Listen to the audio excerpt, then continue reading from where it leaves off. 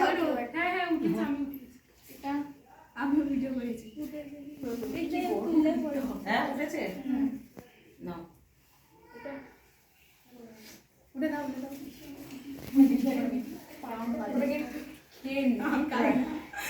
আমি ভালো মেয়ে।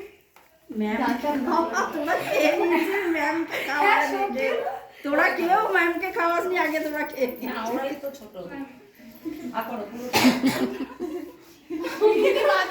যদি ছোট হয়ে গেলে আমরা কি? আমার কাছে তো সবাই তোরা হচ্ছিস মিডিয়াম।